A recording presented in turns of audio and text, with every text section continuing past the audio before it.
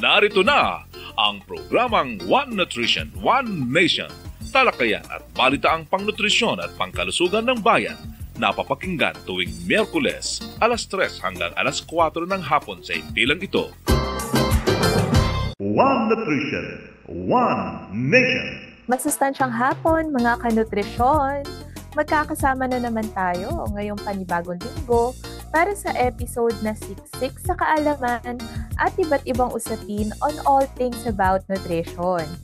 Kasama ang Nutriskwela community radio stations all over the country, simulan na natin ang paborito ninyong programa tuwing Miyerkules. Walang iba kundi ang One Nutrition, One Nation. Ako po ang makakasama ninyo sa episode na ito, Queenie Amosco de Jesus mula sa National Nutrition Council. Exciting ang topics natin for today, mga kanutrisyon. Kaya huwag na natin patagalin pa. Makakasama natin ngayong hapon si Mr. Aldi H. Fajardo, isang nutritionist dietitian mula sa Philippine Children's Medical Center para sa malaman na diskusyon ukol sa nutrisyon para sa mga taong may diabetes. Sa mga nagme-maintenance dyan o di kaya naman ay pre-diabetic na, abangan ito mamaya sa technical segment. Ano-ano naman ang iba't ibang programa sa bansa para mapabuti ang nutrisyon ng mga Pilipino. Makakarinig tayo ng update mula sa 2024 National Outstanding Provincial Nutrition Action Officer. Mamaya yan sa Nutrition Update segment. Gagabayan naman tayo sa mga tamang habit na dapat sa buhay. Mamaya yan sa Nutrition Habit for Life segment. Para naman sa mga mahilig magluto at kumain dyan, may bit-bit na masarap at masustansyang recipe si Recipe Princess Laika Lagunero. At kung kayo ay may mga katanungan tungkol sa nutrisyon, sasagutin namin yan sa Tanong Mo, Sagot Ko segment. Mag-comment lang sa Facebook page ng One Nutrition, One Nation radio program at ng inyong mga Nutriskwela radio stations upang mabigyang linaw ang inyong mga katanungan. Mga kanutrisyon, stay tuned tayo at susunod na ang nutrition updates pagkatapos ng ilang paalala. Ipinakikilala ang kampyon ng 10 Commandments, si Mang Moy. Commandment number 1, kumain ng iba't ibang pagkain. Iba't ibang pagkain? Yes, mga pagkain nagbibigay ng iba't ibang sustansyang kailangan natin. Halimbawa, Sa protina, may itlog, isda at butong gulay. Sa carbohydrates, kanin, mais o tinapay. Vitamin at mineral, gulay at prutas. kung halo-halo. Ibang commandment na yan, Elmer. Sundin ang 10 Commandments para sa sigla at lakas ng buhay. Paalala ng National Nutrition Council ng DOH. At nagbabalik ang One Nutrition, One Nation. Ano ang bago pagdating sa nutrisyon? Ano ang mga programang pangnutrisyon ang kasalukuyang umiiral sa ating bansa? Sama-sama nating aalamin yan dito sa ating segment, ang Nutrition Updates. Makakasama natin ngayon si Mr. Rudy S. Himenea, ang Provincial Nutrition Action Officer o PNAO ng South Cotabato Province.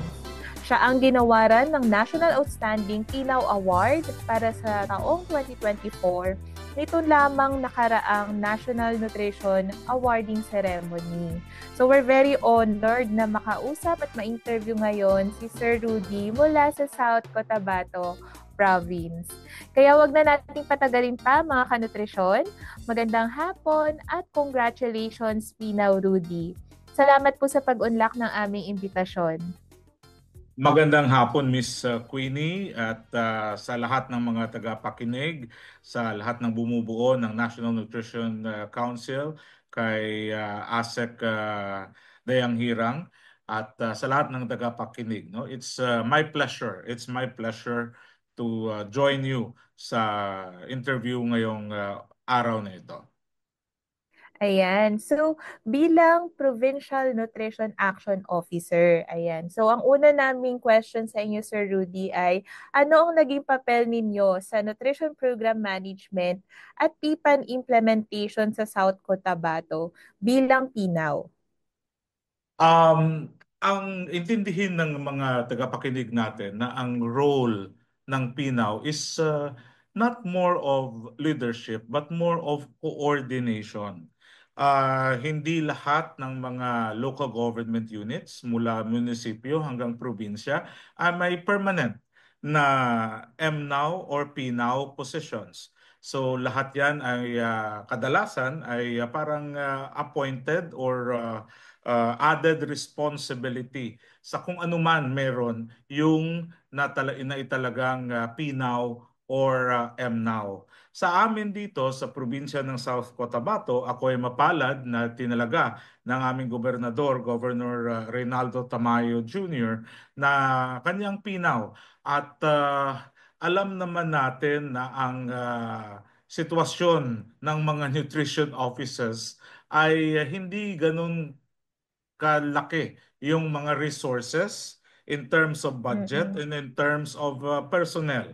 Pero sa amin dito sa South Cotabato, ang naging pinakamagandang role ko dito is more on coordination. Yung nalalaman ko kung paano at saan itap yung mga necessary resources, that's funding and personnel, para maitaguyod at maimplementa yung mga dapat na i-implementa para sa nutrition program, para sa PPAN natin. Alam mo, Miss Queenie, sa tagapakinig natin, klaro masyado ang order ng aming gobernador dito. Hanapin, suyurin sa buong lupalop ng aming probinsya, sa lahat ng laylayan ng aming probinsya, ang lahat ng mga nangangailangan ng tulong, lalong-lalo na sa nutrisyon.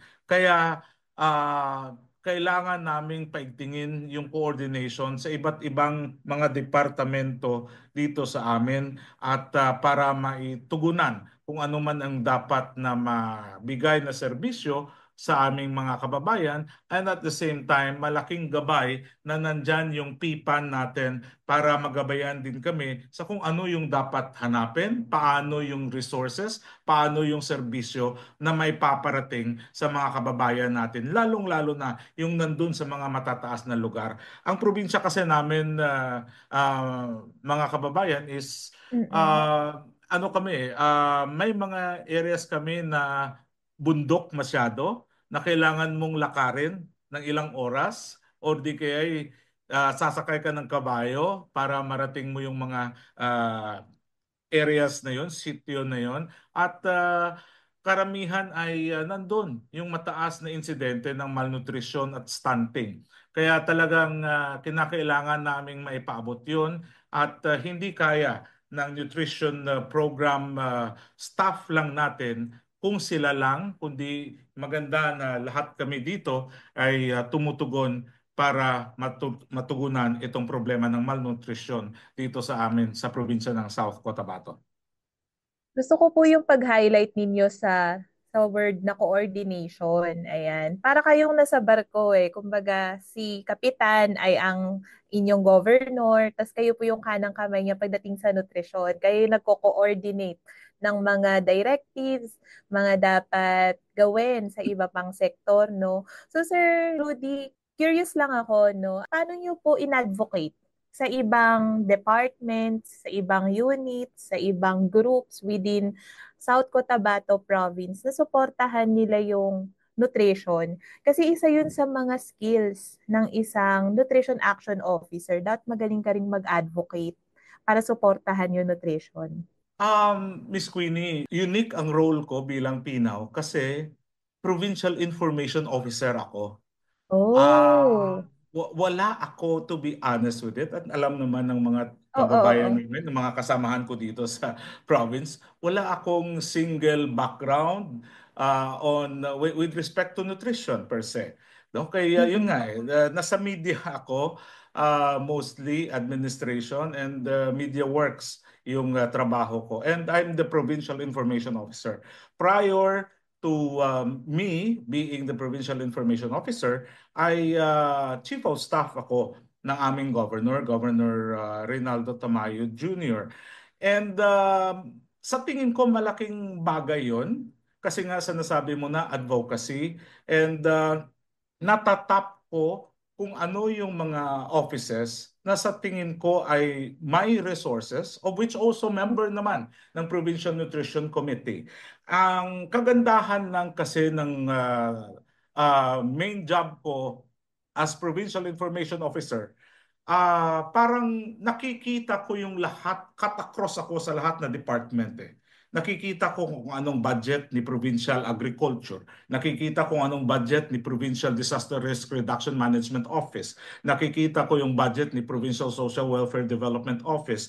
Nakikita ko yung budget ni Integrated Provincial Health Office. Halos lahat ng mga offices na members ng PNC, ng Provincial Nutrition Council, plus all other offices under the provincial government who may not be members of the PNC, nakikita ko because of the unique role that I have as Provincial Information Officer. So, alam ko kung saan sila at paano at kung ano yung pwedeng maitap namin sa mga respective offices. May mga nagtataka nga, may nagtatanong, grabe siguro yung pondo nyo for nutrition sa Oo. South Cotabato kasi yun nga, hindi lang po ako ang naging pinaw, naging best DNPC din ang isang kasamahan ko dito, dalawa kami sa province, plus naging crown awardee pa kami, no? With all the municipalities namin na naangat din yung mga status nila with respect to nutrition. Kasi nga, yung sinasabi ko, program ang iniimplementa.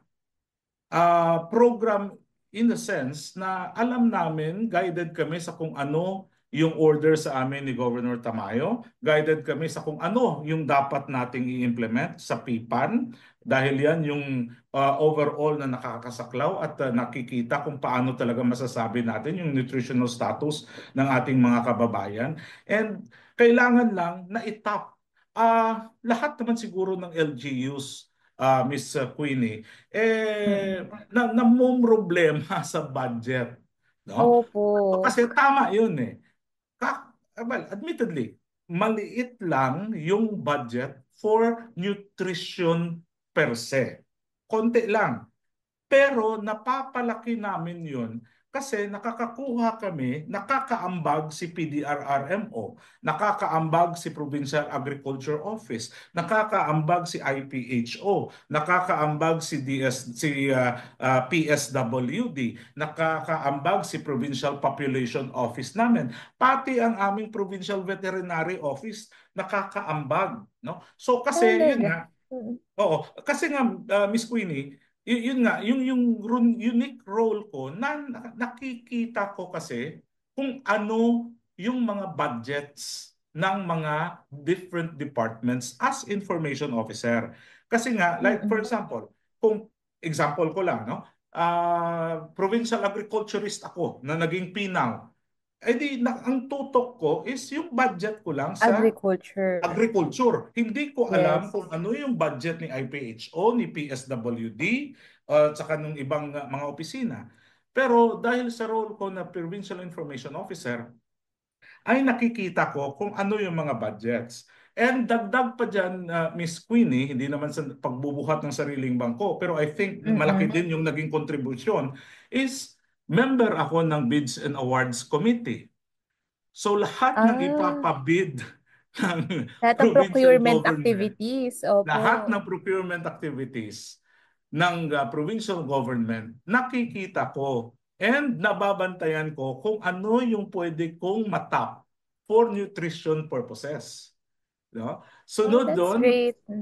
member din ako na in fact chairperson ako ng dalawa kasing selection board namin dito for permanent employees. Chairperson ako ng isang committee ng selection board. And ako din, committee ko lang yung nag-i-interview ng mga position for department heads. So chief of offices. So in a way, parang nakakalabi ako sa kanila. No? Natatanong ko kung ano yung mga possible programs nila for nutrition, ano yung pwede nilang maiambag for nutrition during the interview process, no? When they are applying to be chiefs of offices or heads of the department dito sa amin. So, may mga ano lang, complementation na ako din kasi yung provincial focal person for the Peace and Order Council. So nandyan naman yung mga military at saka mga pulis natin na nandyan sa mga kasulok-sulukan din, guiding our boundaries. And nagagamit namin sila, natatap namin sila. Kasi sila nandun na sa mga laylayan na yon, sa mga area na yon, may mga pondo din sila. So napapakiusapan na pag-uusapan namin during meetings and implementation reviews kung ano yung pwede nilang magamit. And dito sa amin, Miss Queenie, malaki ang naitutulong ng PDRR namin, Provincial Disaster Risk Reduction Management Office. Kasi malaking chunk ng pondo namin when it comes to mitigation, when it comes to training, and actual feeding. Na-charge namin dyan sa PDRR namin. Actually, may mobile kitchen ang province dahil sa PDRR, and yun ay effort ng nutrition in emergencies na ginagamit namin na pinatupad with the approval also of the provincial governor. So more or less what I'm saying is nakaka-coordinate kami because also of the unique role that I have. Again, I may not be a nutrition professional per se, but yun nga, coordination yung nagagawa ko. And I'm very blessed. The province is very blessed that we have competent, cooperative nutrition staff and partners. Kaya nga yung sinasabi ko, Miss Queenie, during the awarding dito sa regional level, sa Region 12, si ASEC nandyan mismo, nagsabi ako, kung ako rin lang mag-isa yung napili bilang best regional PNAW and until the national, na hindi man lang kami nakakuha ng crown or yung kasamahan ko ay wala ding award, I would rather not receive the award. Because sa tingin ko, parang self-serving na parang nagtrabaho lang ako para lang magka-award, of which hindi naman ganon. So yung focus talaga is the program, and I'm very happy na lumabas nga sa evaluation na really our program is working, and yung mga kasamahan ko pa ay kasama ko rin na iangat yung mga awards din nila at saka yung serbisyo nila when it comes to nutrition. Miss Queenie. Alam niyo po, talagang meant to be sa inyo yung position ng Nutrition Action Officer, no? Kasi despite many hats, kahit ang dami niyo pong sinusuot na mga roles, no? Nabanggit niyo kanina, PIO po pala kayo, and umuupo din po pala kayo sa selection committee, part kayo ng Bizen Awards. Nagamit niyo yon to your advantage para ma-move forward yung nutrition sa province. And yun talaga yung trabaho ng isang nutrition action officer to coordinate things, no, sa nutrition program pagdating sa isang LGU. So with that, kitang-kita po yung galing ng South Cotabato kasi nga pala, naalala ko po na hindi lang pala kayo yung na-awardan no nakaraang NINAC, no, pati yung National DNPC galing South Cotabato, and kitang-kita rin po kayo nung NINAC, no, na-awardan din kayo ng Crown Award. Ayan. So, talagang you reap what you sow. So, lahat po ng efforts ninyo as a team, talagang nagbunga. Ayan. Actually, kitang-kita ko nga po sa mga kwento nyo yung pagiging action man ninyo. Ayan. So, nakaswerte lang siguro, Miss Queenie. Ayaw kong ano bang tawag doon, akuin o solohin yung credit. I am not that type of person na ganun. Kaya nga yung sinasabi ko, kung hindi rin lang kasama yung mga kasamahan ko kasi program yung dinadala natin, then I would rather not. And actually, Miss Queenie, tinanggap ko rin purposely, no? Purposely. Aware ako na medyo mahirap on my end kasi marami nga akong roles na Yes po. gagambahan. Pero yun nga, ang sinasabi ko lang is sa isip ko rin na I can coordinate well if I am in that position. Kasi iba talaga din, kumbaga department head level ako, makakausap ko yung ibang mga department heads kaysa naman sa staff lang pagkatapos kakausapin yung department heads na parang kung minsan, well, admittedly, may konting pag-aalanganin, no? Kung hindi ka level nila. Sunod, gusto ko rin Miss Queenie na i-prove na marami kasi din sa mga nutrition action officers natin, mapamunisipyo at mapaprovince, ang nag-aalinlangan kasi hindi sila health professional or nutrition professional. So what I'm also saying Yes po. is, you know, you Yes don't. po, may mga designated po tayong NAUs na hindi nga po nutrition professionals. Oh, kaya nga, that's why I'm saying to them, you know, again, with all modesty, na, you know, look at me. We don't need to be nutrition or health professionals to be nutrition action officers. Kasi nga, tama yung position na yun is more of coordination. May mga Coordination. nutritionists tayo who are professionals and magagaling sila. Ang problema lang kung minsan hindi din sa kanila klaro yung kung ano yung dapat gawin at saan ba talaga patungo. So yun lang yung pinaka-role ng action officer sa tingin ko na mabigyan, mag-guide yung mga nutrition staff natin and all the rest will follow. Yun lang naman yung ginagawa nila. Yun lang din ang inaantay nila na maklaro din on their end ano ba talaga yung gagawin namin and syempre yung all-out support, no? Give them the free rein at the same time. Ano yung sa tingin nyo yung dapat especially when it comes to technical matters? Kasi nga, admittedly, hindi ako nutrition professional, so to speak, no? Pero and sa awa ng Diyos, parang okay naman, maybe we're doing something good. Kasi nga, na yung itong mga awards na nakuha namin, Miss Queenie. Yes, you're doing something good po talaga. Ayan. And Sir Rudy, siguro for the information din po na ating mga tagapakinig, no? So, bukod sa pakikipag-coordinate po, no? Or coordination functions nyo as a PINAW, ano pa po yung mga action or initiatives na sinimulan ninyo para sa nutrisyon sa South Cotabato? Pinagpatuloy ni Governor Tamayo at ako bilang PINAW yung mga nutrition programs of the previous administrations. Kasi prinsipyo ni Governor Tamayo of which kami ay sumusunod at pinapatupad namin na hindi porket nandun yun sa previous administration, hindi mo na ipagpapatuloy, lalo pa kung maganda naman. No? So what we did, pinaganda namin, pinagpatuloy at in-enhance pa.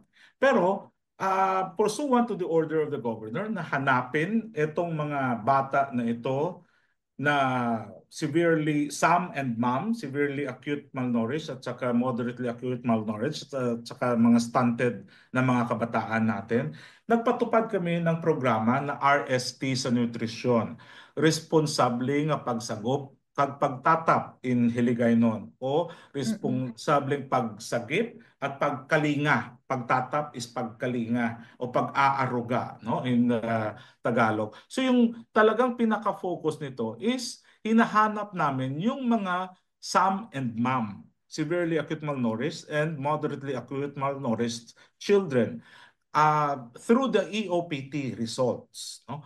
Pagkatapos na we developed a comprehensive program for them. Halimbawa, nandun sila sa pinakamalayong sitio. Nakita mismo ni former director namin dito, si Ma'am Ching Lakihon, bago siya na-transfer sa 11. Kasi nung launch kami sa isang remote area namin dito sa probinsya, sa munisipyo ng Tibuli, na nakita niya kung paano nilakad sumakay sa habal-habal sa single na motor na tumba yung mga staff namin just to reach etong mga Sam and Ma'am na ito. And habang nandun na sila, may dala kaming mga comprehensive packages. Hindi lang kasi din pwede na bigyan mo sila ng pang-nutrition ng bata. Kailangan sagutin mo rin kung anong pangangailangan ng pamilya. So may mga livelihood programs din kami na ini-implement. If the child needs to be hospitalized kasi kailangan na rin ng medical intervention, then through the coordination of the Municipal Health Office plus the provincial government, dinidiretso namin, ina-admit namin sa provincial hospital para maagapan na rin kung anong mga pangangailangan nila. Isa siguro sa magandang highlight na sa pinatutupad namin na itong RST sa nutrition, Miss Queenie, is may kasunduan kami. Parang kontrata. Anong nakalagay dun sa Kasunduan po with the family? with the families? Oh, that's nice. Oo. May kasunduan or tawag namin sa Hiligaynon kasugtanan o kasunduan, parang a simple contract.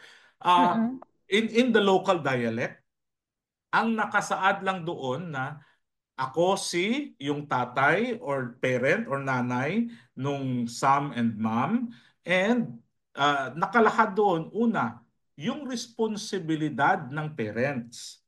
Kasi kung minsan nandun ka na, nagbigay ka na ng mga gamot, nagbigay ka na ng mga supplementation, ng mga vitamins, ng mga pang-feeding natin. Pero kung minsan hindi din naman nila ginagawa yung mga obligasyon nila. No? Hindi nila pinapainom, hindi nila ibibigay yung tamang dosage, ang tamang oras, ang tamang araw, despite the fact na kumpleto naman yung binibigay mo. So, dandun sa kasultanan, parang kontrata is nakalagay doon kung ano yung mga obligasyon ng parents. Pagkatapos, nandun din yung obligasyon ng barangay. Kung ano naman yung kanilang dapat gawin, imo-monitor nila, tutulungan nila, at the same time ng munisipyo through the MNOW or the MSWD as the case may be. Plus kami sa provincial government. Ang maganda doon, kung hindi man sila nakakapirma, nakaka-thumb mark sila.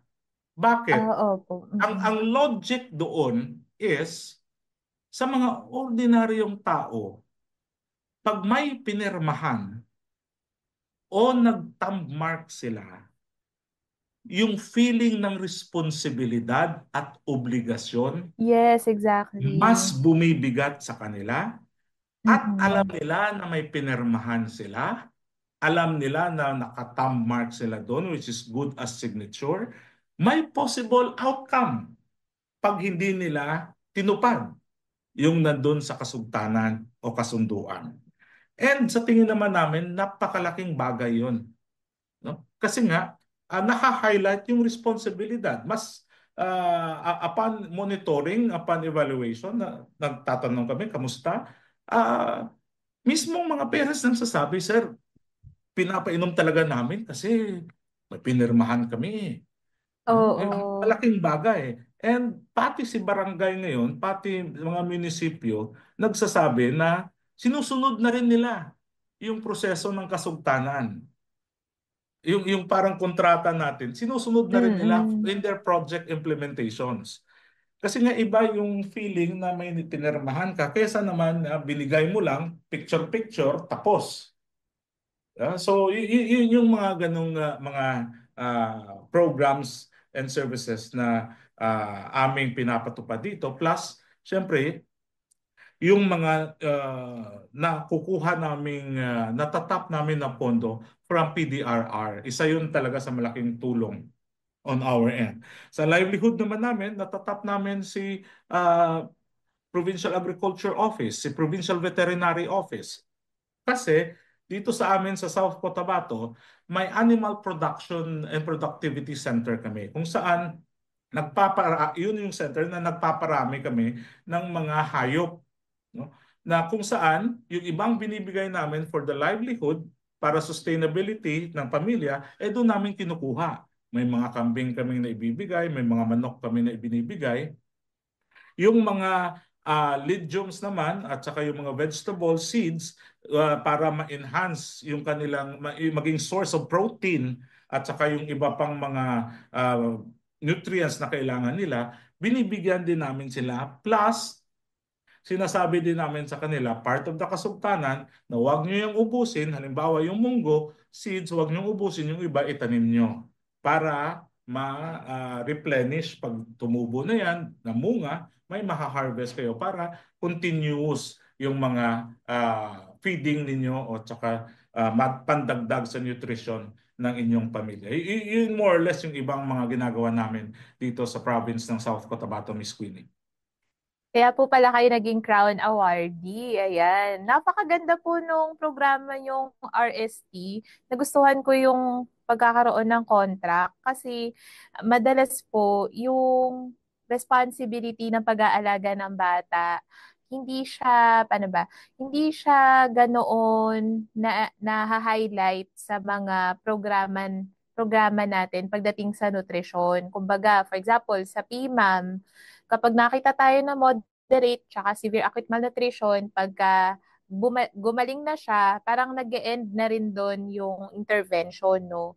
Pero yung inyo, nagkaroon ng emphasis, pagbibigay diin doon sa responsibilidad ng mga magulang, ng community, na alagaan yung bata at hindi na siya bumalik ulit sa pagiging malnourished. Ayan. So, Kasi nagustuhan ma'am, ko po yun, Sir Rudy. naisip namin yon na strategy kasi nga ma'am, yun nga, nag-uusap-usap kami. Ang tanong ko nung umupo kami, sabi ko, bakit ang taas pa rin ng instances natin, ng incidents natin ng malnutrition, at saka ng stunting? Bakit mataas pa rin na parang Mm-mm. every year naman ganun naman yung ginagawa. So doon na sa pag-usap-usap namin, nakita na on our end, lahat ng government sectors, hindi naman nagkulang. Nagkakatalo lang doon sa actual implementation sa bahay na. Kasi nga hindi Mm-mm. na-realize ng parents, ng family, ng community kung ano yung role nila. Kasi nga yung iba nasanay na pag gobyerno, dole out. Sige lang, tanggapin lang Totoo. natin. Tanggapin lang natin, di ba? Pero yung kung yun yung ang example ko, yung actual na paiinumin ng vitamins, yung mga micronutrients natin o yung actual na tanim ng mga gulay natin o pag-aalaga ng mga manok or hayop na ibinibigay natin, parang wala lang sa kanila kasi nga galing sa gobyerno. Pero kung may kasulatan, kasugtanan o may kasunduan, umiiba yung point of view nila. Mas may ownership sila. No? Kasi alam nila na may pinirmahan sila, pwede silang singilin, so to speak. O, bakit hindi nyo napatupad yan? May pinirmahan ka. So, yung mga ganong tipo. And you know, Miss Queenie, natutuwa din kami kasi may mga pamilya na nagsasabi na nabigyan na namin sila ng kambing. No? Kasi yun yung parang fit sa kanilang sitwasyon. No? After a month, pumunta sa opisina. Sabi, sir, ibabalik na lang namin yung kambing. Ha? Bakit? Kasi natanggap pala siya yung tatay ng trabaho sa sentro sa bayan. At yung lilipatan nila, wala silang mapaglagyan nung kambing. So, minabuti na lang nila na ibalik. Nung tinanong ko, bakit niyo pa ibabalik? Ang sagot niya, sir, may pinirmahan kasi kaming kontrata. Bumabalik sa Naaalagaan kontrata. namin ito. Aalagaan namin ito, pararamihin namin. Hindi na namin magagawa dahil lilipat na kami. So baka makasuhan kami. So ako naman natuwa. Ibig sabihin, doon naka-highlight yung ownership and sense of responsibility na resources pala ito ng gobyerno and hindi lahat nakakatanggap. Dapat pag-ingatan. Yung mga ganung tipo of which Sabi ko maganda naman din na maganda palang feedback na yung may ganon. No? Kasi yun nga, nabibigyan nila ng halaga at alam nila kung saan dapat talaga gamitin yung mga resources na yon. Magandang ano yan, sir, eh. Parang magandang behavior change strategies, no, sa mga LGU. Yan yung gusto nating palakasin sa mga local government units pagdating sa nutrition. Kasi nutrition is highly behavioral talaga, no? So kapag, sabi nyo nga, kapag hindi pinainom ng vitamins or hindi pinainom ng gamot ang bata, talagang may effect yun sa nutrition. Kaya yung pagkakaroon ng kontrata, parang it changes the behavior nung inyong mga target groups. Kaya na-amaze ako sa mga shinare ninyo, no, Sir Rudy. Pero with all the programs na in-implement nyo, meron po ba kayong mga challenge na na-encounter? And paano nyo po ito in-address habang nag-i-implement kayo ng mga programs? Um, ang mga challenges, problems, hindi naman nawawala yan. No? And kasi nga, uh, while we have the same structures and laws when it comes to LGUs, pero admittedly, iba-iba yung sitwasyon bawat LGU. What may be good for one is not good for the other. What may be easy for one is not easy for the other. No? So, ang punto ko lang is, may mga instances na kinakailangang mag-adapt, no? Especially on the implementation ng mga programa. And also, hindi din mawawala kung minsan ang punto ng politika. No? Kasi kung minsan masasabi na hindi kasi kapartido, hindi ka grupo, so might as well hindi na rin suportahan o hindi mag-i-implement sa ganitong mga area or hindi tatanggapin ng mga munisipyo o barangay yung programa namin sa province. Ang ginagawa naman namin dyan is more on constant lang na pag-uusap. No? Constant na pag-uusap. And papaliwanagan. And at the end of the day, sinasabi lang naman namin, nutrition program, wag na nating politikahin ito. Wag na nating politikahin. Kasi kung ipupolitika pa natin to, kawawa yung mga bata. Kung ngayon pa lang hindi na natin susolusyonan yung problema nila sa malnutrisyon ngayong panahon, 10 years, 15 years from now, butante mo rin yan. Problemahin mo pa rin. So we might as well address it now. And ako, as much as possible, I don't talk politics when I wear the hat of the PNAO. Kasi I'm also aware na yun nga may mga sitwasyon na highly identified ako sa isang sa administrasyon and yun nga as much as possible I don't talk politics when it comes to nutrition matters. No? Kaya para lang just to drive from the point na nutrition should not be politicized as a program. Kasi nga importante, we're talking of lives. Palaging ini-emphasize namin dito ni Governor, pati na kami, na yung numero na nakikita natin, tandaan natin, may kaluluwa yan. Tao yan, bata yan. So it's not just a number. No? So sa awa ng Diyos, so far okay naman din kami. No? May mga challenges as to capability building. Ako, I'm very particular sa pagbibigay ng capacity skills enhancement ng mga BNS natin at saka ng mga workers natin sa nutrition. Kasi malaki ang dinidemand natin na output at trabaho, hindi naman din nararapat na hindi natin sila bigyan ng skills.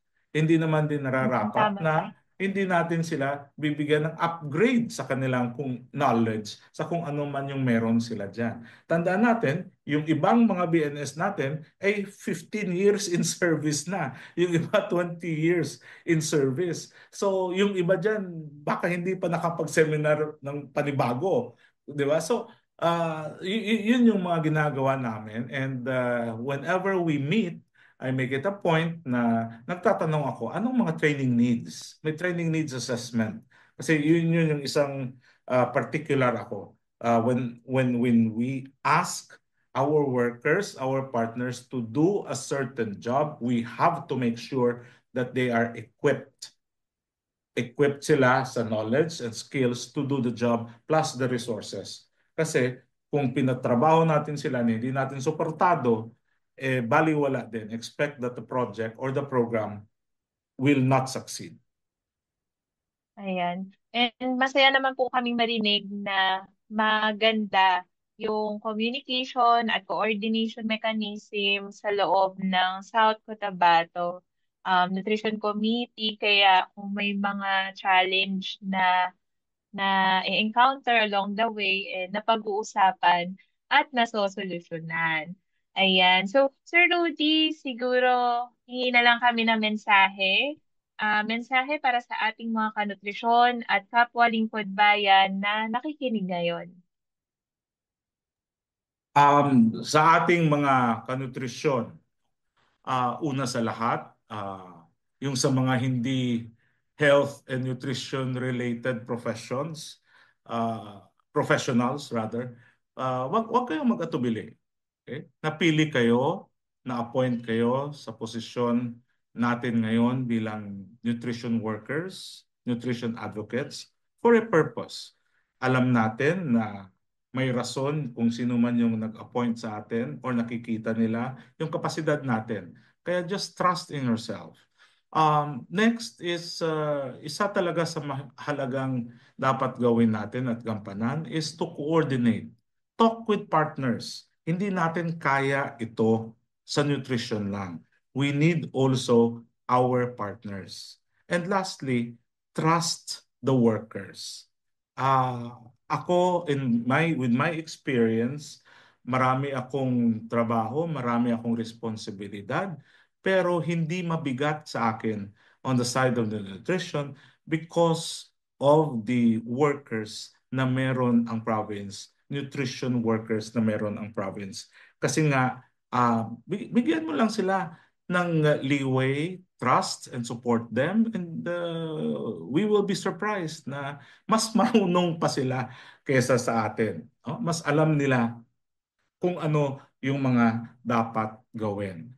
And lastly, lahat tayo, responsibilidad natin ng mga mamamayan, nutrition worker ka o hindi, na gawing tama at maayos ang kahalagahan ng nutrisyon ng ating pamilya, ng ating komunidad. Anuhin pa natin yung marami tayong pera o maganda yung trabaho natin. Kung hindi naman din tayo healthy, hindi din naman nutritious yung mga kinakain natin, darating sa punto na magkakasakit din tayo and mauubos din yung mga pinagpaguran natin. Kaya obligasyon natin sa lahat, sa ating sarili, sa ating pamilya, sa ating komunidad, na i-promote ang healthy habits at healthy lifestyles. So yun lang, magandang umaga at South Cotabato, angat ka sa lahat. Marami pong salamat, Mr. Rudy S. Himenea, Provincial Nutrition Action Officer ng South Cotabato Province, ang ating National Outstanding PNAW for 2024. All the best and more power sa inyo, Sir Rudy, at sana ay makita muli namin ang South Cotabato sa susunod na National Nutrition Awarding Ceremony. Huwag kayong aalis mga kanutrisyon dahil magbabalik ang One Nutrition, One Nation matapos ang ilang paalala.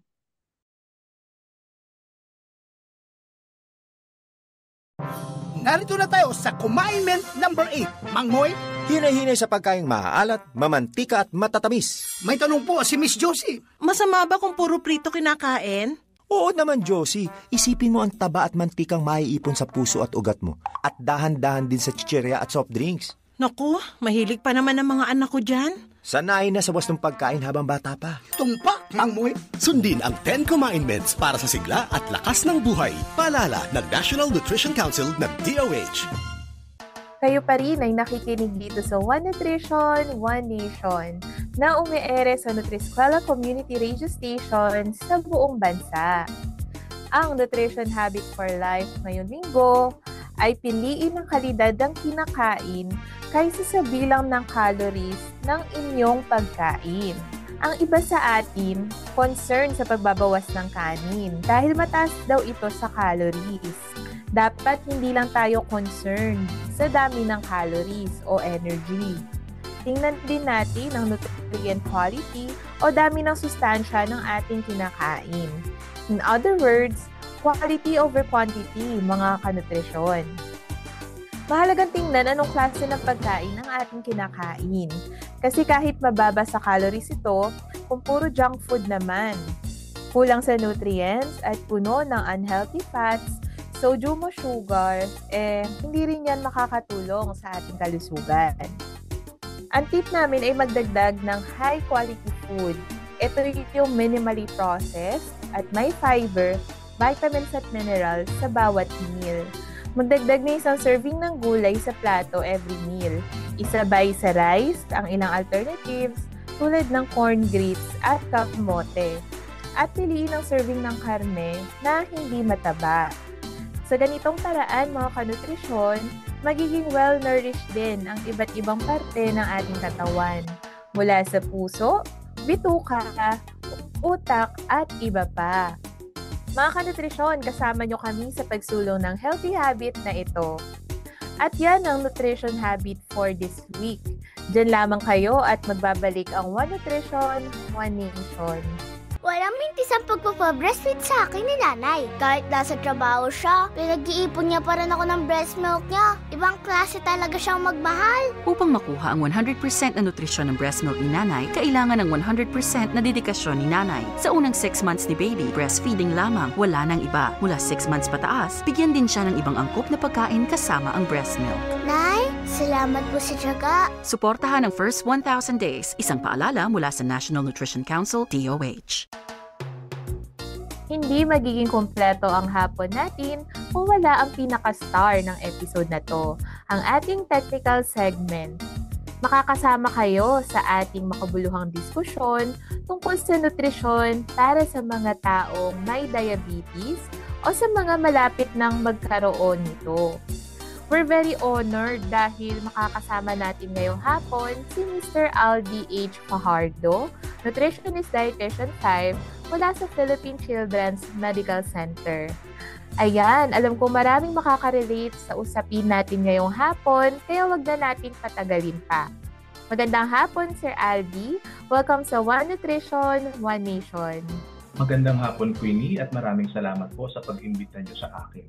Ayan. So, Sir Aldi, ang una ko pong katanungan ay kung ano ang diabetes. Paano po ba natin masasabing may diabetes o pre-diabetic na ang isang tao? Thank you, Queenie. So, bago siguro natin talakayin ang pre-diabetes, importante muna balikan natin kung ano ba ang diabetes at ano nga ba yung mga kaakibat na sakit na rin ito. So, ang diabetes ay isang kondisyon kung saan masyadong mataas ang tinatawag nating blood sugar. Nangyayari ito kapag hindi na kaya ng ating lapay or ng pancreas na gumawa ng insulin. Specifically para dun sa ating mga tinatawag na type 1 diabetes. O kaya naman kulang na o hindi na gumagana yung insulin na ginagawa ng ating katawan. Ang insulin ay isang hormone kung saan ito yung tumutulong sa ating katawan na gumamit ng blood sugar na nakukuha naman natin sa ating pagkain. Ang diabetes ay maaaring magdulot pa ng mga ilang sintomas kagaya ng pagkauhaw, madalas na pag-ihi, mamayat, paglabo ng paningin at maaari itong magdulot pa ng ibang komplikasyon. So, nadadali kasi ng diabetes lalo na kapag malala na yung ating mga nerve endings or yung mga ugat para tumutulong naman sa ating pakiramdam or pagkalaw. So, ayan. So, generally, yung diabetes, batay din sa pag-aaral, sa komplikasyon niya, maaari kang magkaroon ng sakit sa puso, stroke, at even dun sa alta presyon. Sa tinatawag nating type 1, ito na yung mga pinanganak na mayroong problema sa kanilang insulin production. So, hindi na nila kaya mag-produce ng insulin. Yung pangalawang, pwede po bang genetic din to? Yes, batay sa pag-aaral, maaaring ito ay namamana. Pero ito rin ay tinitignan pa ng siyensya. Yung pangalawang klase kasi naman ng ating type 2 diabetes, so tinatawag siyang lifestyle diabetes, kung saan sa pagtanda o pagdaan ng panahon, kung ano yung ating mga kinakain or hindi tayo masyadong kumikilos, nagkakaroon ng problema yung ating katawan, particularly yung lapay, para mag-produce pa ng insulin. So marami pang factor na kinukonsider para maging type 2 diabetes ka. But generally, dahil nasira na rin yung production ng ating insulin, maaaring sobrang taba mo na, kain ka ng kain ng matatamis na pagkain, hindi na sumasapat yung production ng insulin mo, hanggang later on, nagka-problema na din siya. At madalas po, no, Sir Aldi, itong diabetes type 2, yung common na nakikita natin sa mga pasyente. Correct, tama yan. Actually, dito sa Pilipinas, napakataas ng bilang ng mga diabetiko na nagpo-fall under type 2. Tinitignan actually yan, batid sa pag-aaral, natataas pa siya sa taong 2045. At least mga 7.5 million na Pilipino ang maaaring magkaroon ng diabetes batay sa pag-aaral. So, usually, yung komplikasyon ng diabetes, marami, kaya siya ay napapasama sa top 10 na dahilan ng pagkamatay or mortality dito sa ating bansa. Parang silent pandemic din po, no? Kumbaga, ang dami palang mayroon, pero hindi lang siya ganoon nabibigyan ba ng pansin kasi yung effect, no, Sir Aldi, parang makikita mo pa sa later stages ng buhay or kapag nagkaroon na ng complication. Pinaka-usual kasi nating nalalaman ay yung mga tipo ng diabetes na type 1, kagaya ng sinabi kanina, ito ay mula sa pagkabata o pagkapanganak pa lang meron na. Type 2, dahil sa lifestyle niya, kaya nagka-problema yung kanyang lapay. Yung pangatlo is actually naman yung sa pagbubuntis. Isa rin yan, may tinatawag na gestational diabetes. Sa gestational diabetes, dahil ang pagbubuntis ng isang babae ay may kaakibat na pagbabagong hormonal sa loob ng kanyang katawan, isa sa mga pwedeng maging resulta noon, magkaroon din ng impairment or hindi maayos na pag-produce ng insulin. Napaka-importante talaga ng insulin na yan, kaya paulit-ulit tayo. Although, itong gestational diabetes, kung ito'y mamamanage properly, kapag nakapanganak na ang babae, dapat actually bumalik na yung kanyang normal na blood sugar at least a month or 2 pagkatapos manganak. Given din na hindi niya itinuloy yung gana niyang kumain. Kasi nga, kadalasan, pag buntis, magana kumain.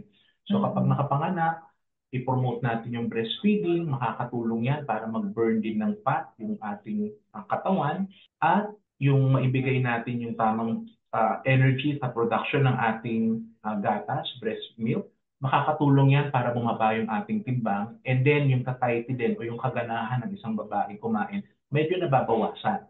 Kaya mahalaga po, no, na habang buntis ang babae, talagang patuloy yung regular na pagpapacheck up niya kasi yun yung isa sa mga tinitingnan din kung may risk ba siyang magkaroon ng gestational diabetes kasi may effect din yun sa nagbubuntis niya, no, Sir Aldi.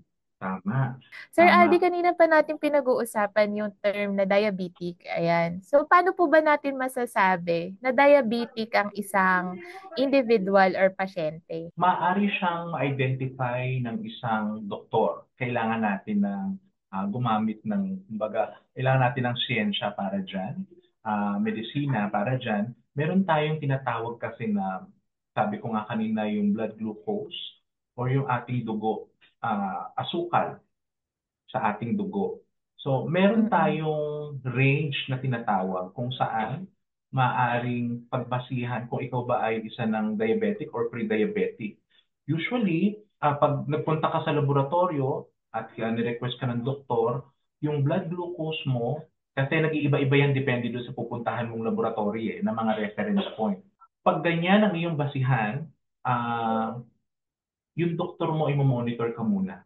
So siguro babalikin ka after 1 month, titignan muna. Pag ayusin niyo po, maaari ka nang i-refer sa dietitian yan or nutritionist dietitian ng iyong doktor. At pwede ka nang bigyan muna ng payo kung paano yung tamang pagkain. Titignan after a month or 2, pag-follow up mo kay doktor para malaman kung bumababa, nakatulong ba yung pagbabago ng iyong diet para bumaba yung iyong blood sugar, or kung talagang mataas pa rin siya, yan. i-confirm ka ng doktor ngayon, naku, meron ka ng diabetes or Diabetes. nagkakaproblema na yung talagang blood sugar. So talagang kailangan po nilang magpa-check up, no, para malaman kung sila ay pre-diabetic or talagang may diabetes na. And nabanggit nyo kanina yung mga madalas na simptomas, no, laging nauuhaw, naiihi, tama po ba? Yes, tama yan.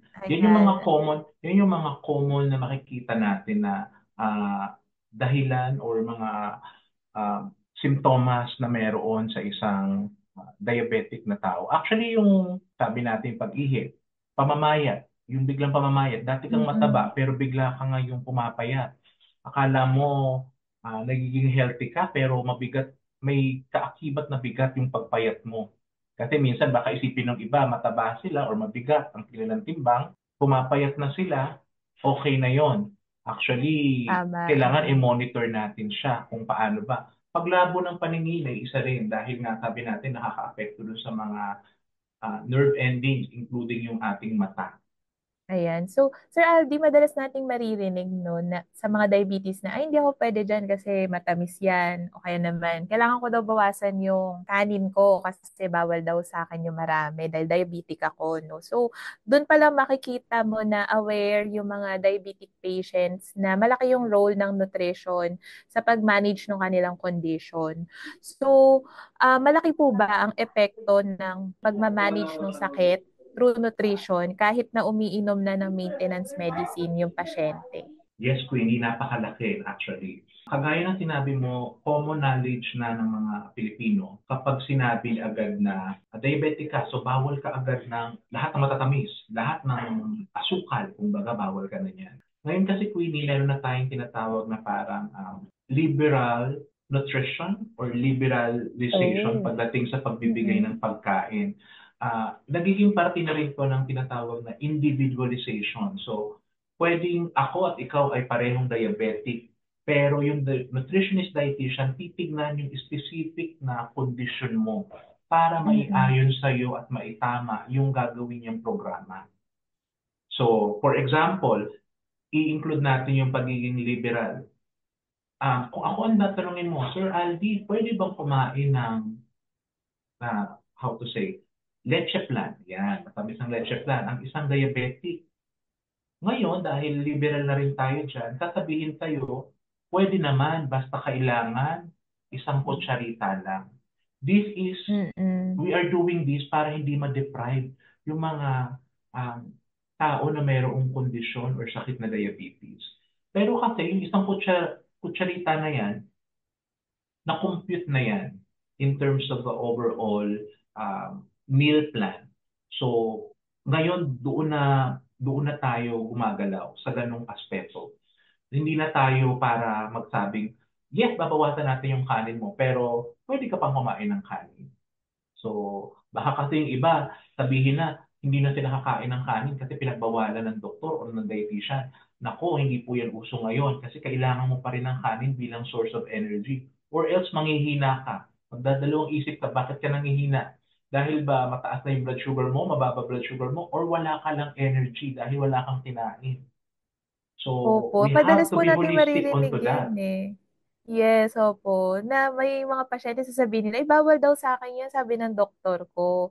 Pero ngayon, ang approach na kasi, Sir Aldi, ay ililimit lang, di ba? For example, kung gusto nila kumain ng fried chicken, ayan. So, pwede silang kumain, pero bibigyan sila ng sukat. Tama po ba? Gaya nung sabi nyo kanina, isang kutsarita ng leche flan. Yes. Tama yun, Queenie. At ito naman, ina-advise natin para sa ating mga nakikinig, binibigay lang po natin o ginagawa natin to doon po sa may proper coordination at saka tumusunod na pasyente. Baka naman, isang beses ka na nagpunta sa doktor mo or isang beses ka na nakipag-usap sa dietitian mo, akala mo all goods na yon, inalo kang kumain. Tapos araw-araw ka palang kumukutsarita ng leche plan. So gusto lang po nating linawin, ito po ay ginagawa para hindi ma-deprive ang isang tao na mayroong diabetes na sumusunod sa payo kung ano po yung mapagkasunduan ng inyong nutritionist dietitian, including na rin yung inyong doktor. Kasama rin po dito yung mekanismo ng pag-inom ng gamot. So may mga oras sa pag-inom kasi ng gamot, dapat mini-maintain din natin yan. And yung ating general eating behavior, yan ang dapat nating i-consider. Nabanggit niyo po kanina, Sir Aldi, yung liberalized nutrition o yung Yes. pag-i-involve no sa mga pasyente sa kanilang diet plans, no. Bilang isang clinical dietitian, ano pa po yung ibang paraan sa pagmamanage ng diet ng mga may diabetes? Magandang katanungan yan, Queenie. Kasi ngayon pinag-uusapan natin is generally mga pagkain. I mean, pag-usapan na natin yan. May mga pagkain na may tinatawag tayong medyo mataas, yung tinatawag na glycemic index. Ito yung mga pagkain kung saan ang epekto nila kapag kinain natin, tumataas yung ating blood sugar. Ito ay general mechanism ng katawan natin. So may mga pagkain kagaya, halimbawa, kadalasan ito, especially kung ito'y naririnig ng mga ng ating mga nakikinig doon sa ating mga probinsya, uso kasi yung mga root crops. So, yung root crops, kadalasan, medyo mataas ang kanilang glycemic index. So kung yun lang ang kakainin mo, malaki ang posibilidad at a given point, tumataas yung iyong blood sugar. Nag-i-spike, kumbaga. Pag ganun ang ating senaryo, kumbaga na-pressure yung pagtatrabaho ng ating lapay para mag-produce ng insulin, para pababain yung ating blood sugar. So ngayon, ang tanong mo sa akin, paano ba bilang isang clinical dietitian, kung ikaw po ay na-identify ng isang diabetic at pupunta ka sa amin, kami po ay nakapagpag-usap sa inyo. Tatanungin namin kayo kung ano yung mga usual ninyong kinakain. Kinukuha namin usually yung tinatawag na food history or food recall para malaman ano ba yung mga specific minsan na pagkain na paborito mo palang kainin na pwedeng mag-trigger ng iyong blood glucose spike o pagtaas ng iyong blood sugar. Pag ma-identify na natin yan, iisa-isahin na natin muna yan na i-inform ka at i-involve ka na, for example, baka meron kasing mahilig dito niyan, yung mga, for example, 3-in-1. Kapag ikaw ay diabetic, pag sinabi kasi natin 3-in-1, may asukal na rin yan. So, usually, ina-advise natin yan na limitahan din yung paggamit niya or i-convert na lang sa iba. For example, baka pwede naman yung plain black coffee or tsaa na walang asukal para makainom ka pa rin makahigop ka pa rin ng mainit na kape or tsaa sa umaga bago ka pumasok sa trabaho. So, yan mga tinitignan natin. Pero with close monitoring din talaga with the doctors kasi ini-expect natin na kapag ikaw ay diabetes na, hindi lang basta kailangan ng proper management pagdating sa pagkain, pero kailangan meron ka rin gamot. Kasi combination siya, Queenie. Hindi pwedeng gamot ka lang ng gamot, hindi mo aayusin yung pagkain mo, or puro ka lang kain, meaning to say nagda-diet ka properly according to sinabi ng dietitian. Pwedeng hindi nag-shoot up yung iyong blood sugar, pero at the end of the day, kung may kondisyon ka ng diabetes, kinakailangan mo na mag-maintain ng gamot. At pangalawa pa natin, or rather pangatlo natin ini-involve is yung physical activity or exercise. Yes. Specifically para doon sa medyo may kabigatan na mga pasyente, ini-involve natin yan na magkaroon pa ng mga physical activity sila. Kung hindi man kaya talagang mag-ehersisyo, at least makapaglakad-lakad man lang, kahit mga 30 minutes sa paglalakad. Ngayon, uso na yung mga 5,000 walks, 10,000 walks. You can do that at your own pace. Pero dahil, remember, Queenie, sinabi din natin yung problema doon naman sa undernourished. O ayun, payat na yun. Ano pang gagawin nun?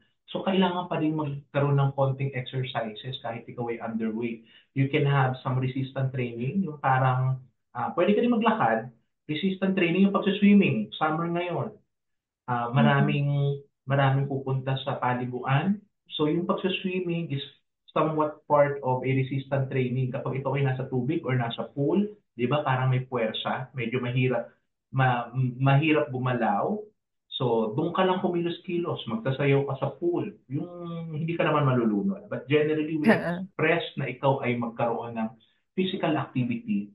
Kasi kailangan naman ng mga underweight na mag-develop ng muscle. And usually yung muscle natin nade-develop lang yan with proper exercise. Yeah.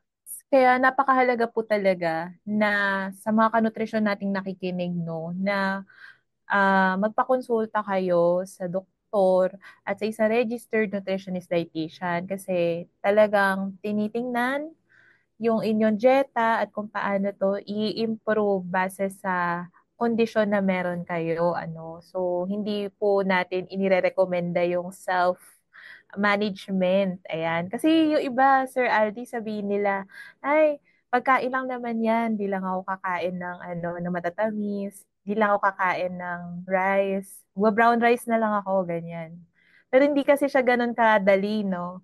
Marami pang factors na dapat tingnan. And of course, yung nabanggit nyo po na physical activity, yan, napakahalaga yan, lalo na sa mga ating pasyente na overnourished or labis yung timbang. Ayan. Kayo, Sir Aldi, bilang isang clinical dietitian, ano po yung mga nutrients of concern na binabantayan nyo at kailangan din bantayan ng ating mga kanutrisyon na diabetic? Yes, Queenie. Generally, kagaya ng sabi ko, we try to look at holistically or yung kabuuan.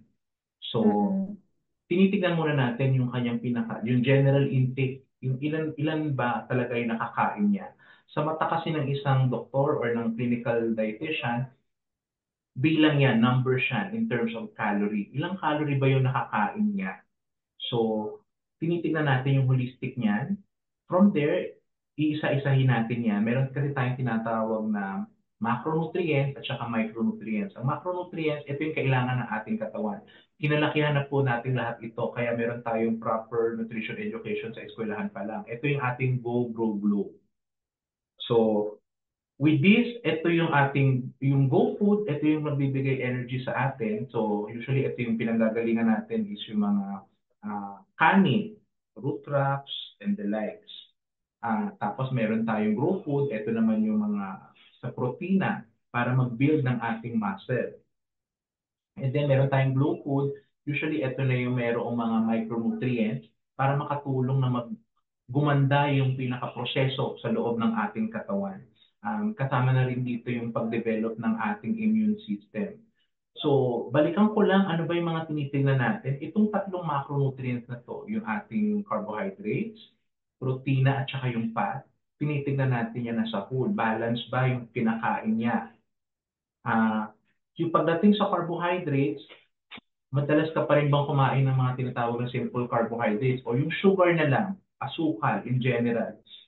Kasama dito yung mga inuming matatamis. Kung marami kang iniinom na soft drinks, for example, or yung mga concentrated juices, powdered juices, and all that, including alcohol, although yung alcohol pwede kasi siya ma-convert pa sa fat sa loob ng ating katawan.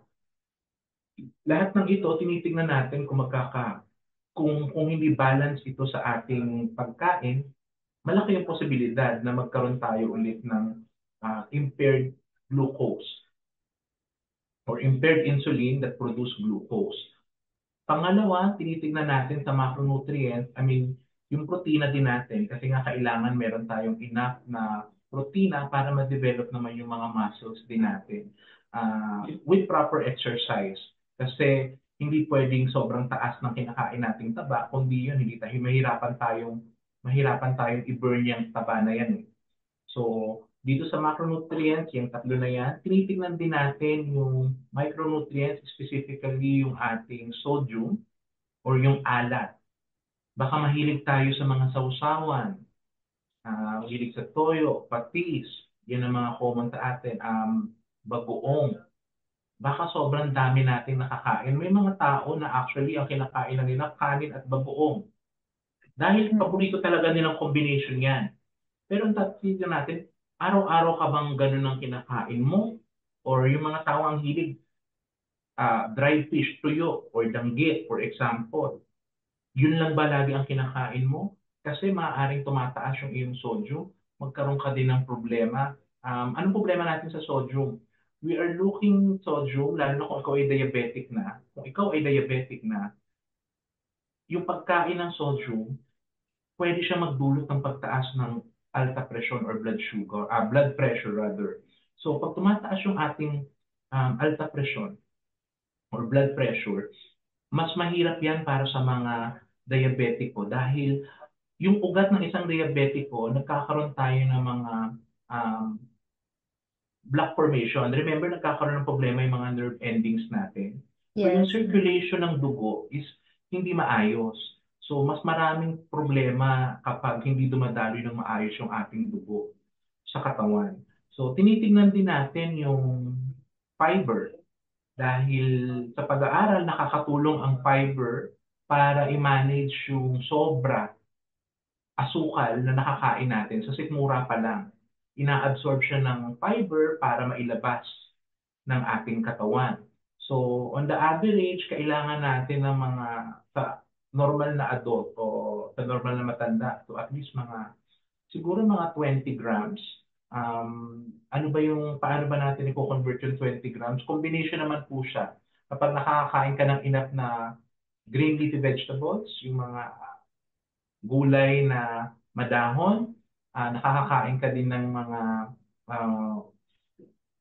wheat or katulad yung brown rice, katulad niyan, marami nag-i-encourage ng brown rice or may black rice din naman. May ibang lugar na meron silang red rice.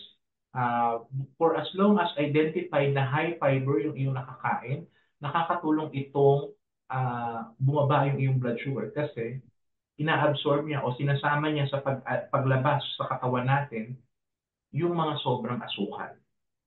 Sa mga micronutrients, typically kailangan din tayong importante sa diabetic na magkaroon ng enough vitamin D. Okay, pag sinasabi natin vitamin D, di ba, sasabihin nila, saan mo nakuha ang vitamin D? Sa araw daw. Sa araw. Literally, ang vitamin D ay nasa katawan natin, nasa ilalim lang ng ating balat. Na-activate lang siya ng sikat ng araw, yung direct na sikat ng araw para magamit natin siya. So, hindi talaga nagagaling si vitamin D doon sa araw, kundi nakakatulong siya i-activate pag natamaan tayo ng araw, direkta sa ating balat. So, yung magandang panahon, for example, yung alas 6 hanggang alas 7 o alas 8 ng umaga, na arawan ka, nakakatulong yung vitamin B kasi nare-regulate niya din yung ating blood sugar. Malaki yung regulate and metabolize the blood sugar.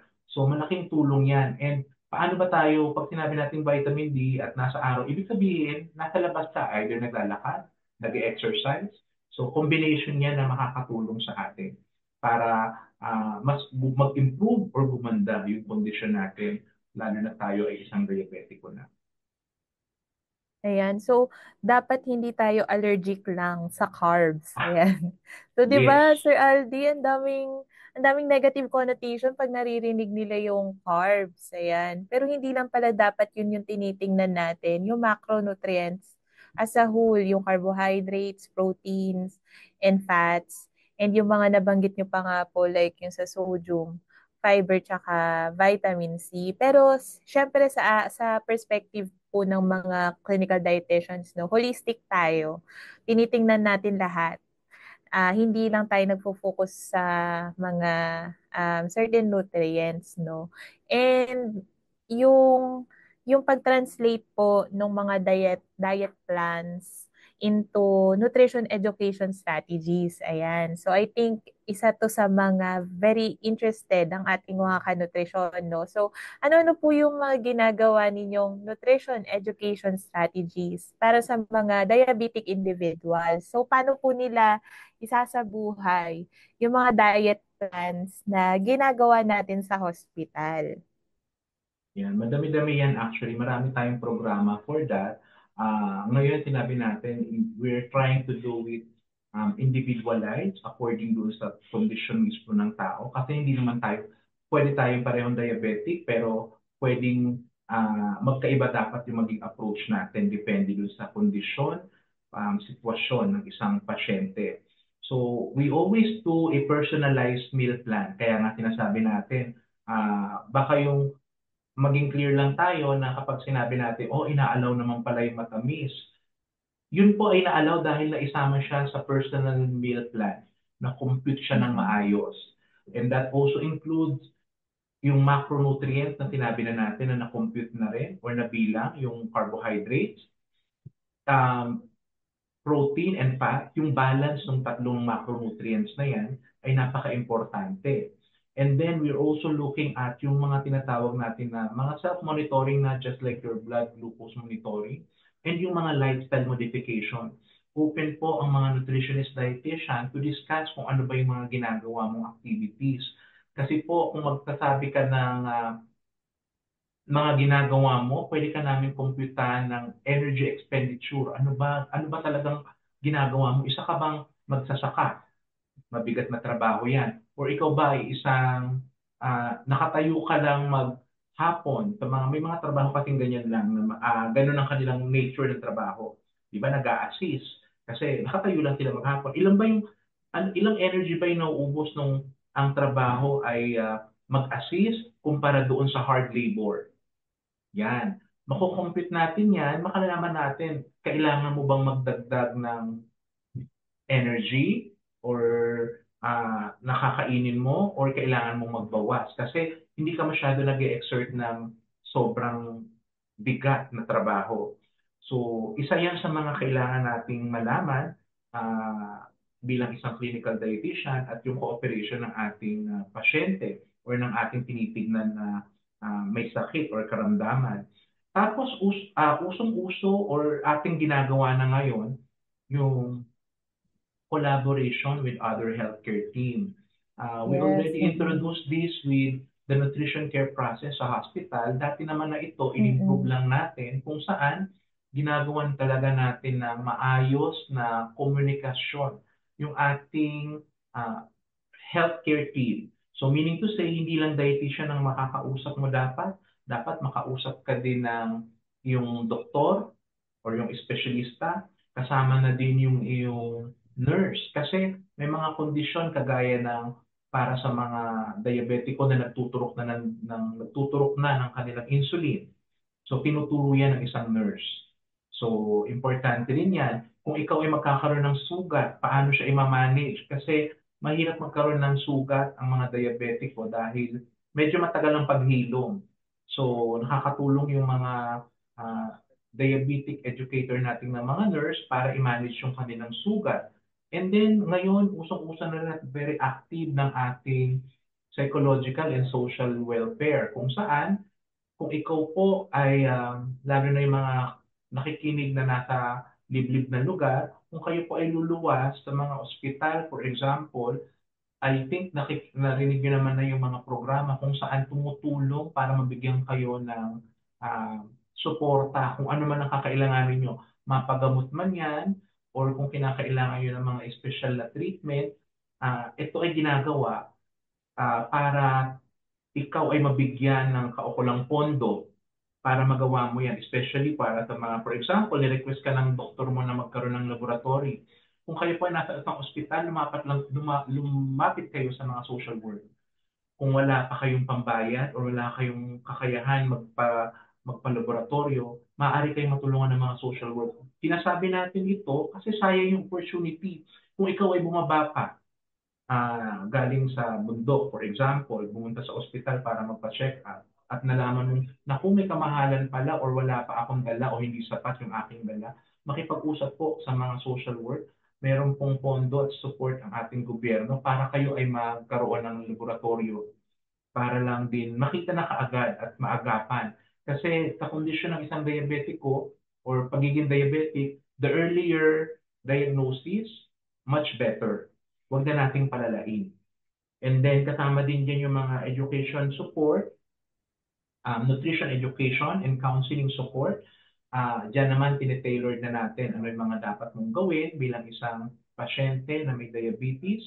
Ano pa yung mga pwede mong i-strategize pagdating sa pag-maintain ng iyong timbang kapag ikaw ay sobra sa timbang or may kabigatan, or kapag ikaw naman ay underweight, paano natin i-improve yung iyong timbang na manageable yung iyong pagkain na hindi mag-shoot up yung iyong blood sugar.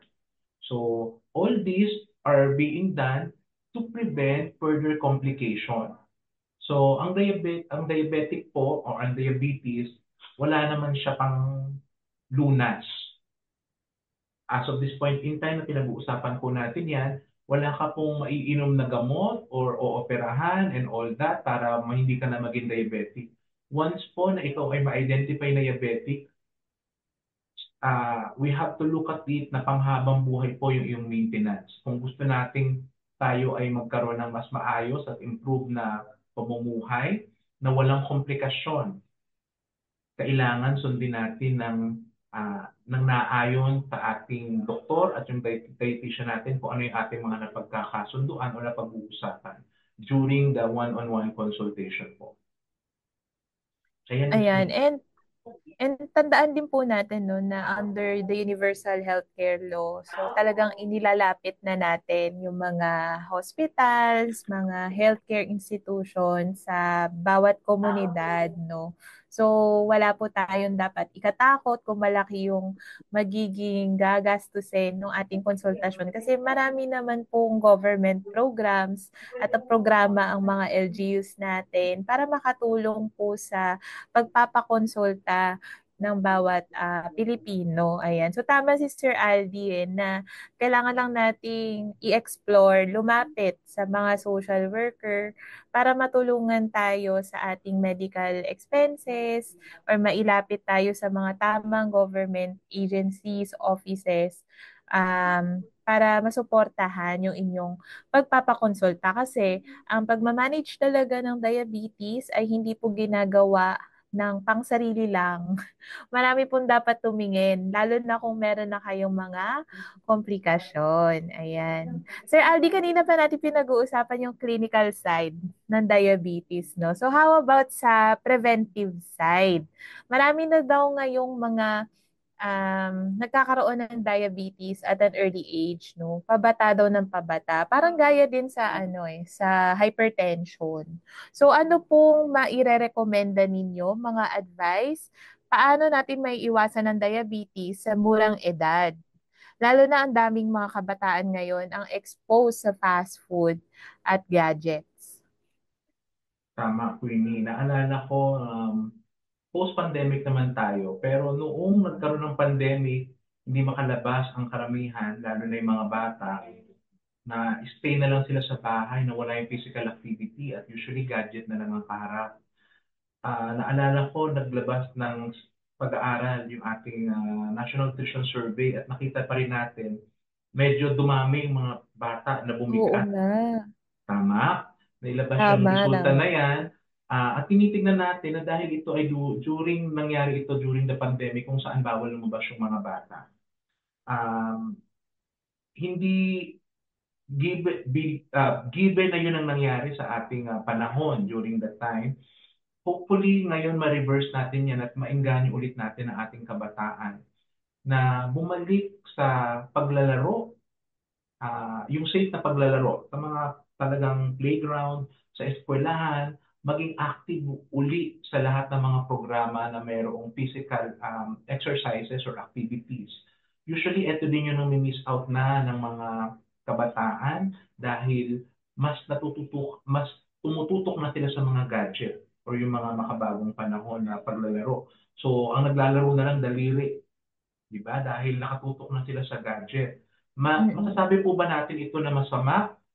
Kung ito po ay ginagawa ng isang bata ng at least 40 minutes more on a day, mas marami, higit pa sa 40 minutes in a day, ito po ay nakakatama na in a long term.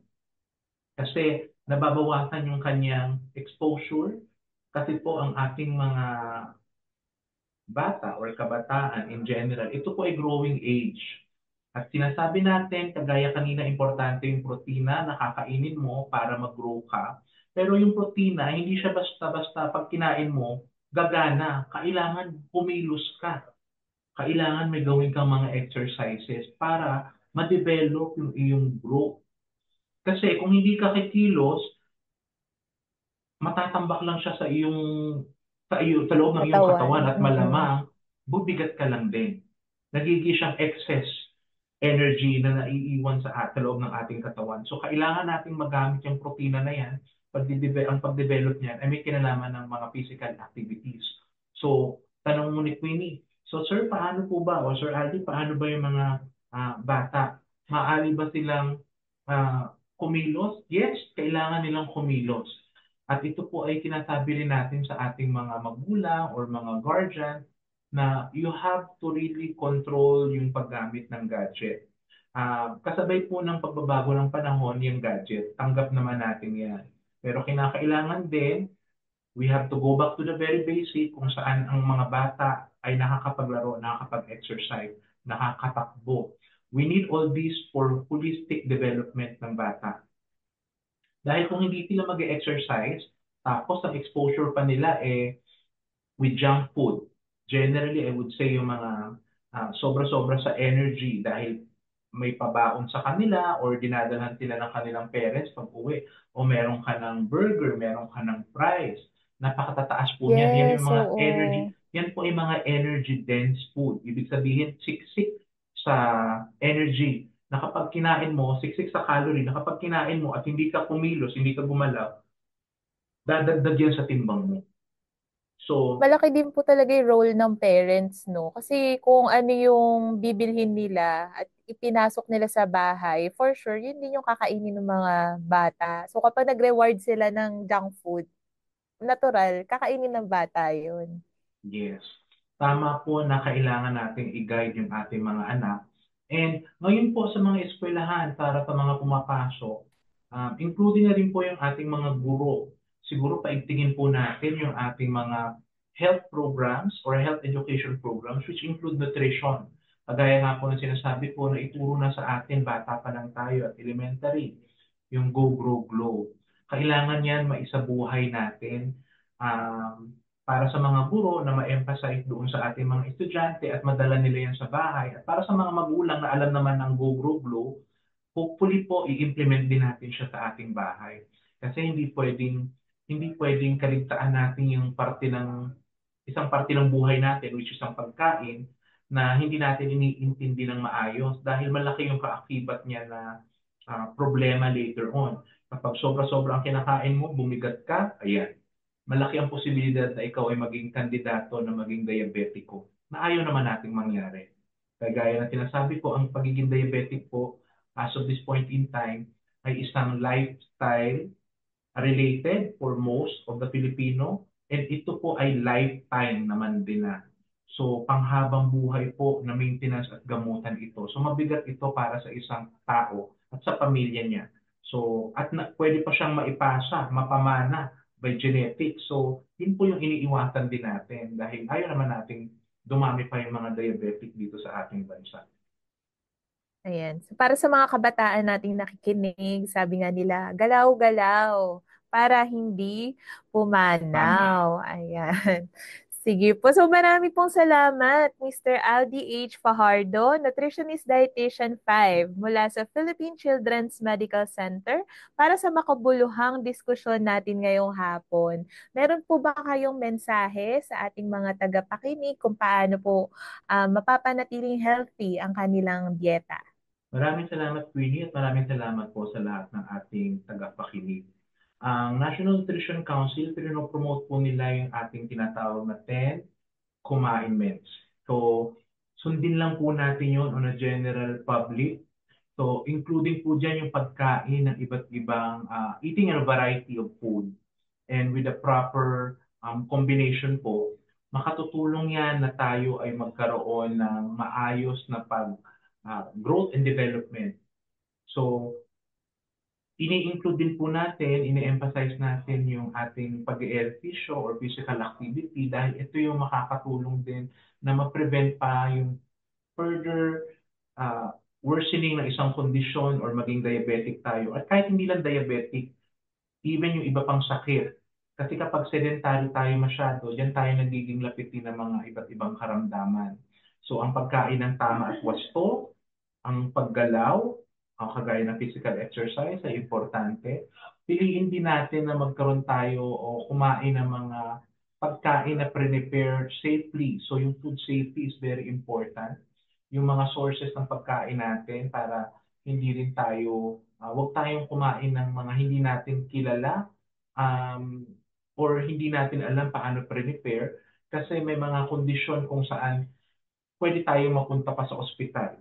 So importante din yan ini-implement namin sa mga kumukonsulta sa amin na hopefully tinitignan din lahat ng kinakain. Maaring including na rito yung pagkain lang ng mga sobrang chichirya, hindi natin yan ina-advise.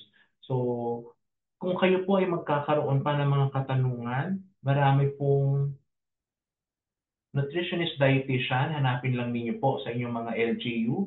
Alam ko active na yung mga nutritionist dietitian natin sa mga LGU. Kumonsulta po kayo or pumunta kayo sa pinakamalapit na ospital kung saan meron tayo mga nutritionist dietitian para magkaroon po kayo ng personal na pagpaplano para sa inyong pagkain at magabayan kayo sa inyong tamang kalusugan pagdating sa wastong nutrition. Yun lamang, Queenie. Maraming salamat sa pag-imbita niyo sa akin. Maraming pong salamat, Sir Aldi. Walang sintamis ng healthy na buhay. Siguradong maraming baon na tips at bagong kaalaman ng ating mga kanutrisyon mula sa ating diskusyon. Diyan lamang kayo dahil magbabalik ang One Nutrition, One Nation. Narito na tayo sa Kumain number 8. Mang Moy? Hinay-hinay sa pagkaing maaalat, mamantika at matatamis. May tanong po si Miss Josie. Masama ba kung puro prito kinakain? Oo naman, Josie. Isipin mo ang taba at mantikang maiipon sa puso at ugat mo. At dahan-dahan din sa chichirya at soft drinks. Naku, mahilig pa naman ang mga anak ko dyan. Sanay na sa wastong pagkain habang bata pa. Tumpak, Mang Moy. Sundin ang 10 Kumain Meds para sa sigla at lakas ng buhay. Paalala ng National Nutrition Council ng DOH. We're back dito sa One Nutrition, One Nation. Narito na tayo sa segment kung saan walang tanong ang tama o mali. Basta lahat may sagot. Kung may katanungan kayo tungkol sa pagkain, nutrisyon, at kalusugan, sasagutin namin yan dito sa Tanong Mo, Sagot Ko. Ang tanong na sasagutin natin for this episode ay galing kay Kuya Hill mula sa Tupi, South Cotabato. Ang tanong niya ay, okay lang po bang hindi mag-almusal kung nagmamadali? Hindi naman po ako agad nagugutom sa umaga. Alam naming maraming busy na Pinoy ang makaka-relate sa'yo, lalo na pag traffic ang kaunahang iniisip sa umaga. Ang sagot, inirerekomenda ang pagkain ng almusal sa umaga. Bakit? Kasi ang almusal ang unang source ng energy mo matapos ang ilang oras na walang pagkain habang natutulog. Parang gasolina yan. Kung wala kang fuel, mas mabagal ang takbo at minsan ay nawawalan ng gana, focus o lakas lalo na sa trabaho o pag-aaral. May mga pag-aaral na nagsasabing ang mga taong kumakain ng balanced breakfast ay mas productive, mas maganda ang mood, at mas nababawasan ang tendency na mag-overeat o kumain ng marami sa gabi. Pero, tandaan na hindi mo kailangang mag-full rice meal agad-agad. Kung hindi ka pa naman nagugutom, okay lang na mag-almusal sa pagsisimula sa light but nutrients-dense snack tulad ng saging, itlog, tinapay o isang baso ng gatas na may prutas. Ang mahalaga, may laman ang ating tiyan bago sumabak sa araw.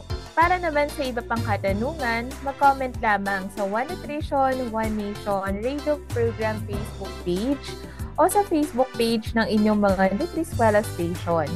At sisikapin naming masagot ang inyong mga tanong dahil ang tanong nyo, sagot namin dito lang sa One Nutrition, One Nation. Walang mintis ang pagpapabreastfeed sa akin ni nanay. Kahit nasa trabaho siya, pinag-iipon niya pa rin ako ng breast milk niya. Ibang klase talaga siyang magmahal. Upang makuha ang 100% na nutrisyon ng breast milk ni nanay, kailangan ng 100% na dedikasyon ni nanay. Sa unang 6 months ni baby, breastfeeding lamang, wala nang iba. Mula 6 months pataas, bigyan din siya ng ibang angkop na pagkain kasama ang breast milk. Nay, salamat po sa tiyaga. Suportahan ang first 1,000 days. Isang paalala mula sa National Nutrition Council, DOH. At isang oras na naman ang talakayan ukol sa tamang pagkain at wastong nutrisyon ang natapos. Maraming salamat sa inyong pakikinig at sana'y marami kayo napulot ng kaalaman kung paano mas mapapangalagaan ang inyong kalusugan at ng inyong pamilya. Nais naming magpasalamat sa mga nakasama natin ngayong hapon.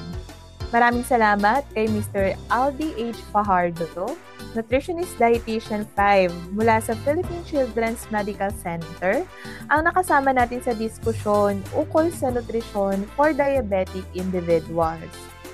Pinasasalamatan din namin si Mr. Rudy S. Himenea, ang Provincial Nutrition Action Officer ng South Cotabato at National Outstanding PNAO for 2024. Maraming salamat of course sa ating recipe princess Laika Lagunero at sa production staff na si Bea Jacinto. Huwag magpahuli sa latest news and updates ukol sa tamang nutrisyon.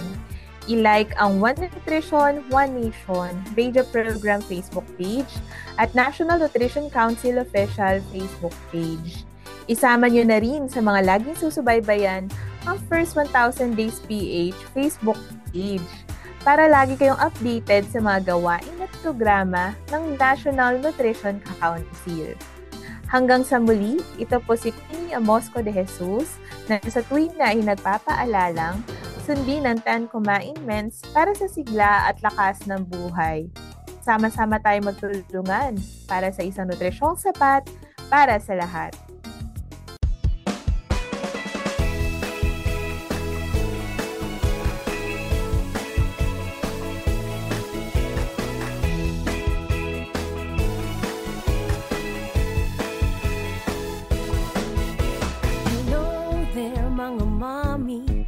Let's go for healthy pregnancy. Tamang pagkain ng dapat para malusog kayo ni baby. Remember mga nanay, breastfeeding malaking bagay. Ito'y ipagpatuloy kahit na over 2 years old. Tamang nutrisyon, ang formula, yan ang tamang solusyon.